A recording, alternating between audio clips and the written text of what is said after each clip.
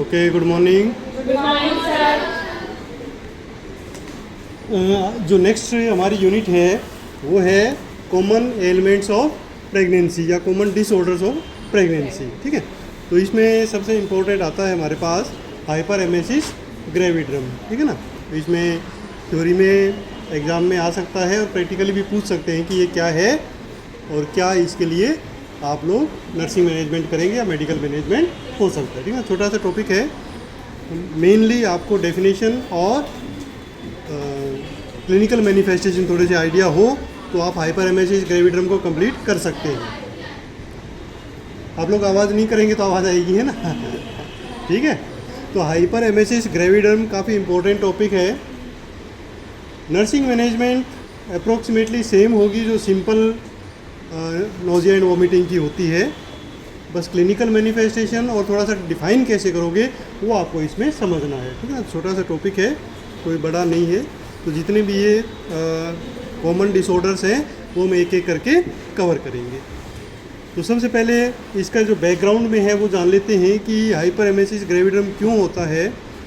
तो nausea and vomiting जो है वो एक कॉमन सिम्टम है प्रेगनेंसी का, ये सब आप लोग जानते हैं। ठीक है, मॉर्निंग सिकनेस जिसको बोलते हैं कि इनिशियली जो फर्स्ट ट्राइमेस्टर है उसमें ये होता ही होता है कि सुबह सुबह उठते ही वॉमिटिंग आती है। ठीक है, तो उसको नॉर्मल मानते हैं। कब तक? जब तक कि कोई कॉम्प्लिकेशन उससे ना हो। ठीक है, तो nausea and vomiting are common symptom of pregnancy affecting approximately 70% of women. ठीक है, सब में होना ज़रूरी भी नहीं है। अगर कोई कह दे महिला कि मेरे को प्रेगनेंसी हो गई, सुबह वाली जो वॉमिटिंग होती है वो नहीं आई, तो कोई गड़बड़ तो नहीं है। तो कह सकते हैं कोई गड़बड़ नहीं है, क्योंकि 70% में ही होता है, 30% नॉर्मल अपनी लाइफ अपने जी सकती हैं, चला सकती हैं। और कब होता है? नॉर्मली ये 4 से 8 वीक ऑफ गेस्टेशन पे हो जाता है, यानी जब तक प्रेगनेंसी का पता चलता है वो इसी से ही पता चलता है ना, चौथे हफ्ते में, 1 महीने बाद। और धीरे धीरे समय के साथ ये सबसाइड हो जाता है अप्रोक्सीमेटली 16 to 20 वीक्स तक। ठीक है, कई बार थोड़ा और लंबा भी चल सकता है। तो ये तो होगी नॉर्मल नोजिया एंड वॉमिटिंग की बात। अब उसको हाइपर एमेसिस ग्रेविड्रम कब कहेंगे वो इसकी डेफिनेशन में आता है कि hyper emesis gravidarum is the severest form of nausea and vomiting which is normal in pregnancy. अगर वो सीवियर हो जाए तो उसको हम हाइपर एमेसिस ग्रेविड्रम कहेंगे। इसका भी एक इंसिडेंस माना गया है कि लगभग 3.5% पर 1000 प्रेगनेंसी में ये प्रॉब्लम हो जाती है। ठीक है ना, तो हाइपर एमेसिस ग्रेविड्रम या HG शॉर्ट फॉर्म इसको बोलते हैं, ये 3.5% पर 1000 पॉपुलेशन में है, प्रेगनेंसीज में है। चांस तो काफ़ी कम है, बट हो जाए तो बहुत प्रॉब्लम है। कुछ भी खाया पिया नहीं जाएगा, पिया भी नहीं जाएगा। ठीक है ना, जो भी पिया तुरंत वॉमिटिंग। ठीक है, and the women present with the history of vomiting that has led to weight loss and dehydration. कि वॉमिटिंग ऐसी हो गई है कि उससे उसका वेट लॉस हो गया है और डिहाइड्रेशन हो गई है।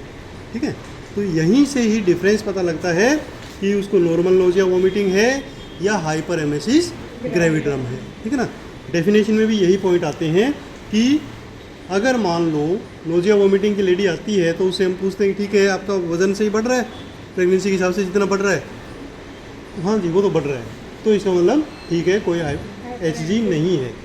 ठीक है, बट बढ़ने की बजाय वज़न कम होना शुरू हो गया है।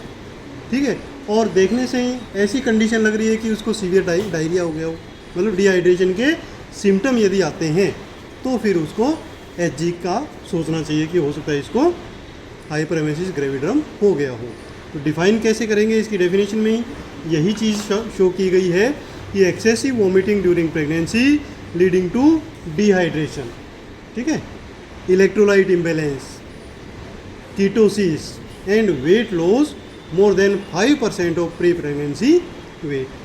ठीक है ना, जो प्रेगनेंसी से पहले वेट था उससे 5% तक वेट कम हो गया है या इससे ज़्यादा कम हो गया है, बढ़ नहीं रहा है, और डिहाइड्रेशन वाले सारे सिम्टम आ रहे हैं, जैसे डिहाइड्रेशन हो गया, इलेक्ट्रोलाइट इम्बैलेंस हो गया, कीटोसिस हो गई, एक्सेट्रा। तो फिर उसका जो डायग्नोसिस है वो HG इन प्रेगनेंसी कहलाएगा। ठीक है, कारण क्या होते हैं? कारण वही हैं जो नॉर्मल नोजिया एंड वॉमिटिंग के हैं। ठीक है ना, तो सबसे पहले आते हैं कॉजेज़ पर। जो मल्टीफैक्टोरल है, कोई एक स्पेसिफिक कारण नहीं है। इंक्रीज्ड HCG लेवल, तो HCG लेवल तो इंक्रीज होगा ही होगा प्रेगनेंसी में, और उसी से ही वोमिटिंग आती है। तो जब वो सीवियर हो जाए तब वो HG हो जाएगा, ठीक है ना। तो कारण एक तो ये है HCG लेवल वाला, और दूसरा एस्ट्रोजन और प्रोजेस्टेरोन लेवल का, तो वो भी नॉर्मल है, वो तो होगा ही होगा, है ना। इसके अलावा साइकोलॉजिकल फैक्टर भी काफ़ी प्रभाव डालता है, ठीक है।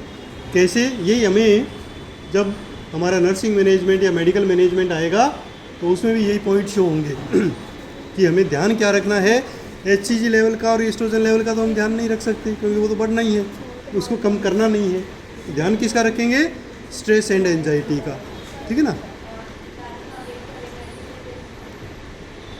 तो स्ट्रेस और एंजाइटी भी एक इसका पॉजिटिव फैक्टर है, इसलिए हमें उसको रिड्यूस करने का प्रयास करना है। किसी भी तरीके का हो सकता है, इवन सिंपल ये हो सकता है कि मेरे को नोजिया वोमिटिंग क्यों हो रही है, वो स्ट्रेस उसकी नोजिया वोमिटिंग को इंक्रीज कर देगा, ठीक है। तो ये आप उसको साइकोलॉजिकल सपोर्ट दे के, बढ़िया हेल्थ एजुकेशन दे के कुछ हद तक कम कर सकते हैं। इसके अलावा एक इन्फेक्शन भी है, हेलिकोबैक्टर पाइलोरी बैक्टीरिया है, उसका यदि इन्फेक्शन है तो भी उसको HG हो सकता है। तो उसके लिए हमें उसका टेस्ट करवाएंगे तो पता लग जाएगा कि उसको इन्फेक्शन तो नहीं है, ठीक है। ये मुख्य कॉजेज हैं। इसके अलावा कुछ रिस्क फैक्टर भी हैं, ठीक है। क्या रिस्क फैक्टर हैं? फर्स्ट प्रेगनेंसी में HG होने के ज़्यादा चांस हैं, क्योंकि उसका एक्सपीरियंस पहला है, स्ट्रेस एंजाइटी ज़्यादा है, तो HG हो सकता है।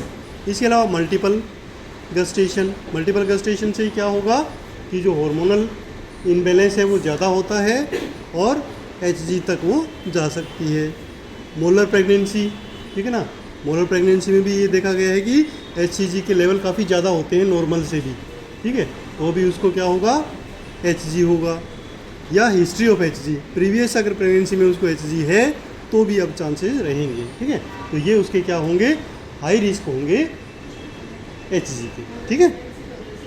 मोलर प्रेगनेंसी एक्चुअली एक प्रकार का डिसऑर्डर है, आगे आप पढ़ेंगे जब प्रेगनेंसी डिसऑर्डर पढ़ने वाले हैं कि एक्चुअली वो प्रेगनेंसी नहीं होती है, ठीक है ना, फीटस नहीं होता है, मोल्स उसके अंदर होते हैं, ठीक है ना।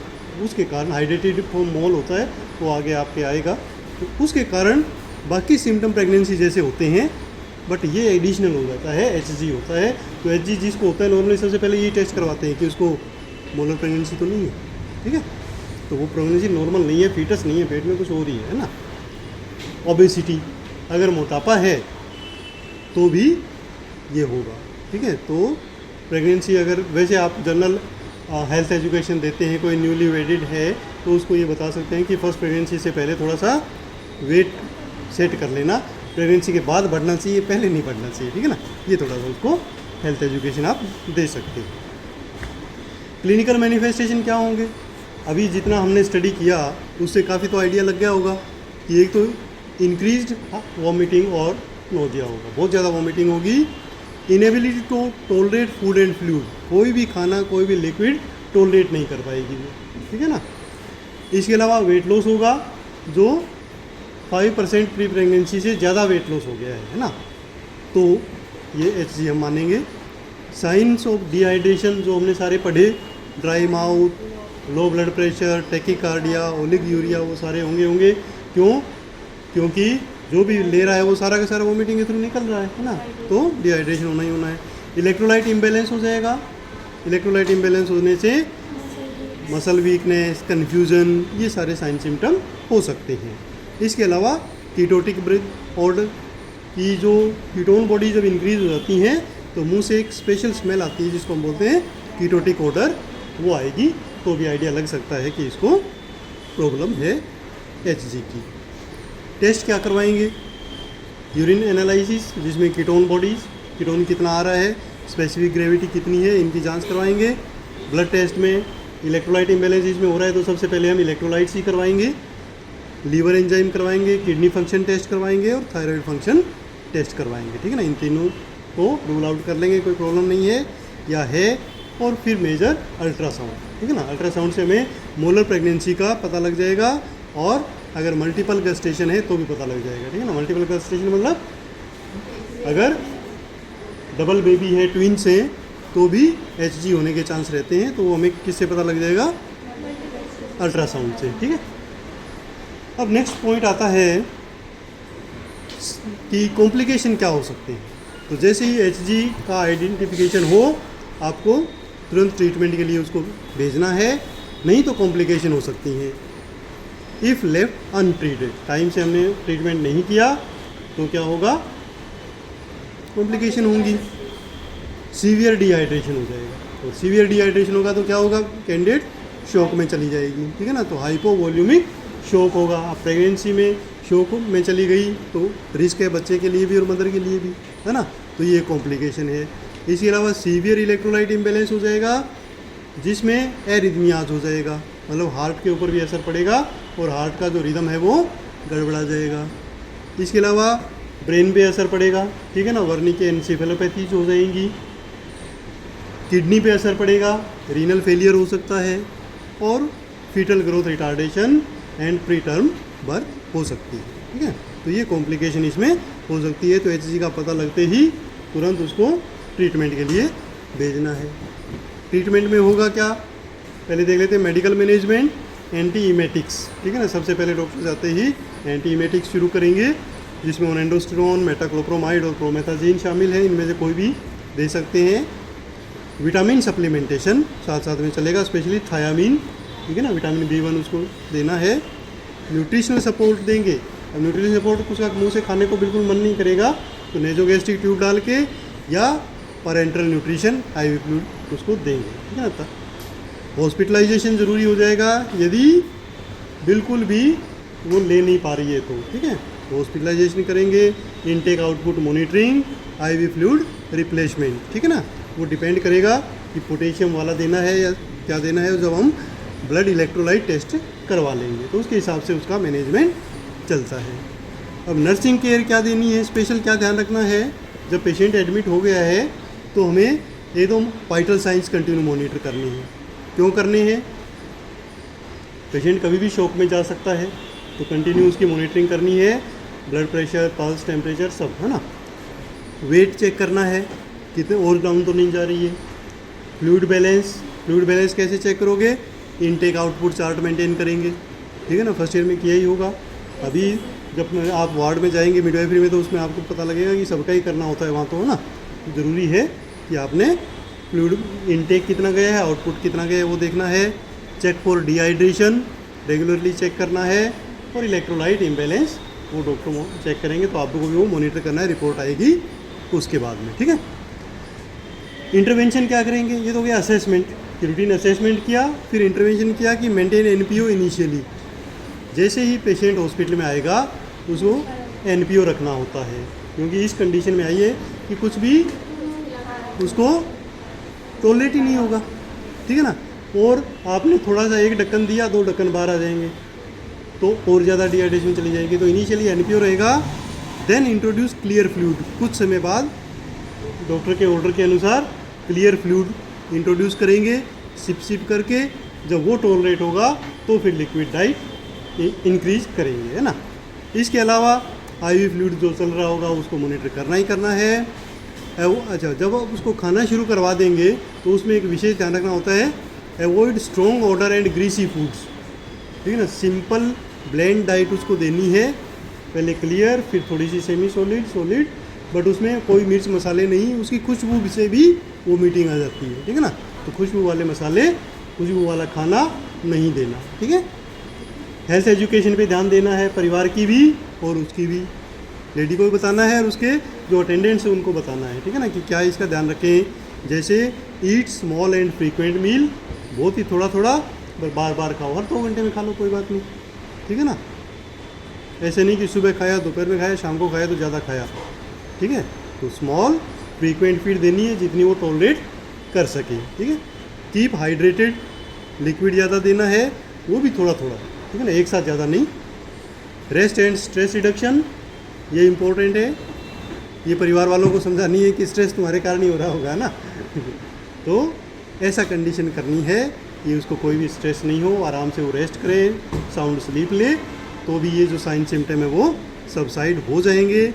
और डिस्चार्ज होने के बाद भी यदि परसिस्टेंट वॉमिटिंग होती है तो फिर से हॉस्पिटल में आना है, ये भी आपको उसको हेल्थ एजुकेशन देनी है। ठीक है, तो ये